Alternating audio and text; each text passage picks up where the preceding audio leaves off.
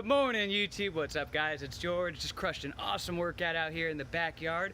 I'm on day 11 of my solid food vacation, my juice fast, my deep cleanse, and I feel absolutely amazing.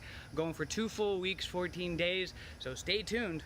And next week, I'll share with you a detailed video about this experience because it's been mind-blowing. But anyways, I've had a lot of people recently who've commented and reached out to me asking about, what to do the day before a fast, to prepare for a fast, whether it's a dry fast or a juice fast or a deep cleanse, what do you do the day before, the night before? What do you drink? What do you eat?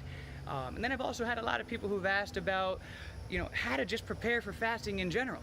Maybe you've seen my videos about doing week-long juice fasts or dry fasting for a couple of days in a row without, me eating or drinking no water, eating nothing at all. And I know to a lot of people that might seem pretty intimidating, pretty crazy, because I know, a lot of people have never even skipped a meal, let alone gone a whole day without eating anything, or a couple of days or a week. And so I'm here to break it down for you because anybody can do it. It's such a great gift that you can give yourself to help you to release weight, to help improve your health, improve your immune system. It's just awesome. It's so much fun. And I've worked with hundreds of people. I've coached hundreds of people individually to help them achieve their health goals. And I've coached a lot of people in fasting and cleansing. And people from all different ages, from young to elderly and everything in between with, autoimmune diseases. And I've helped people with, diabetes and pre-diabetic. Everybody is different. And so, there's not a one-size-fit-all type of approach to this. But regardless, what I always try to teach people and tell people is to start with what you can do.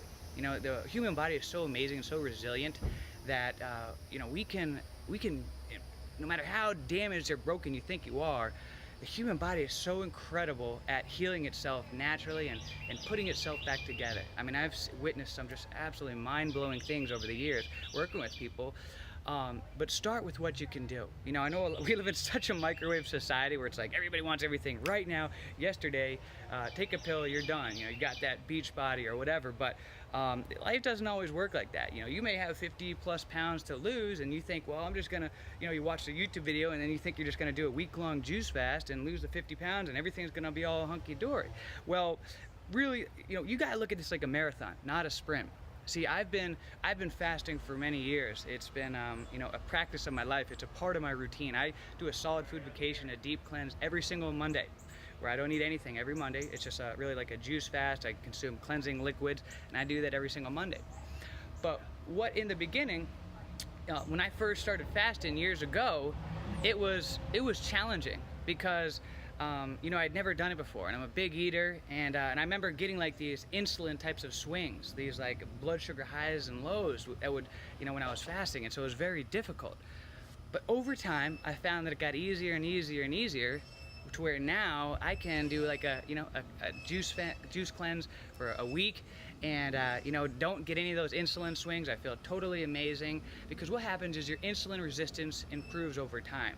So what I recommend is to choose a day that you want to start with. Say, for example, let's just go with Monday. That's the day that I cleanse every single week. So say you say, all right, Monday's the day that I'm going to practice fasting. Well, what you want to do is start with what you can do. Even if it's just like, say, for example, all you can do is, juice cleanse until like 12 o'clock. Then you start feeling that that's too much. Well, take it. And then next week, try to see if you can go till 1 p.m. And then the next week, try to see if you can go till 2 p.m. and then 3 p.m. and push yourself till finally all of a sudden, and maybe you can do a full day on the first time.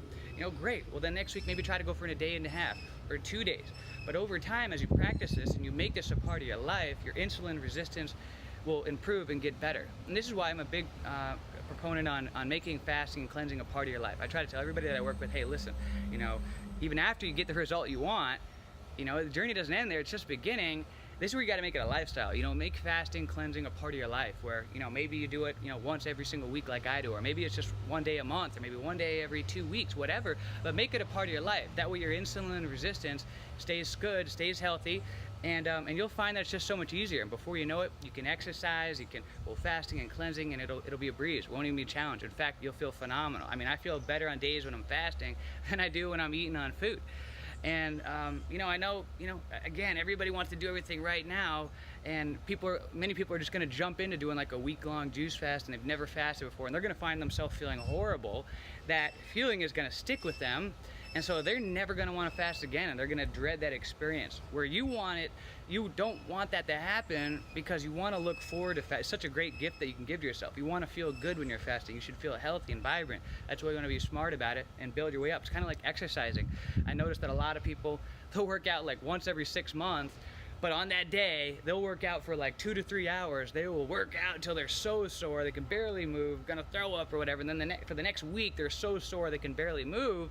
And so that feeling sticks with them about how awful that experience was. And so then they don't end up working out for another 6 months, and they repeat the cycle, and they never make any progress. Where you'd be better off just, you know, doing a little bit every single day. You know, people don't like that, and I say, you know, hey, even if you can do 1 push-up today, let's do that. People think I'm joking, but I'm serious.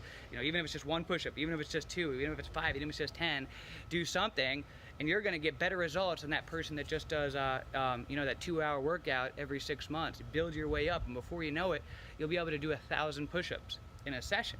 I'm proof of that. And so, you know, you can build yourself up. Now, what to do the day or the night before preparing for a fast? You know, other people might have their own strategies, their own styles. That's great. This is just what works for me personally. And so take what I say with a grain of salt, do your own experimenting, your own research, and find out what works for you. But what I do the day before fasting, the night before fasting, whether it's a juice cleanse, a dry fast, or any kind of fasting at all, what I do is, like I said, I do a cleanse every single Monday. And so Sunday, the day before, is really my refeed day. That's the day that I eat the most calories throughout the week. I eat a lot of calories, but what I've learned is that in the past, what I would do is I would eat like 10,000 calories in that day, and a lot of it would just be extremely toxic junk food. And I remember I would have this food hangover for like a day or 2 or even 3 days afterwards. I would feel so awful, and I would repeat the cycle, and it just, after a while, it just was like, this is insane. This does not seem healthy at all. It's not worth it.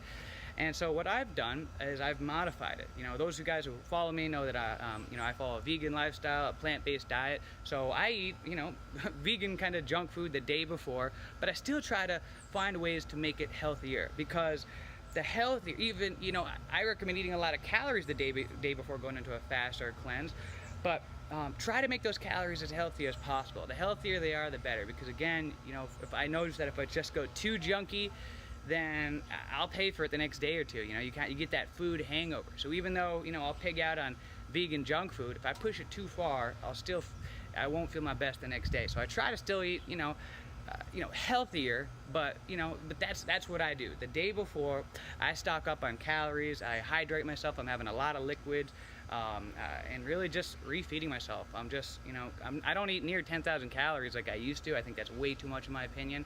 And I try to push my heavy eating refeed meal towards the end of the day, because I found when I did it all day long, from breakfast until dinner, just binging all day long, that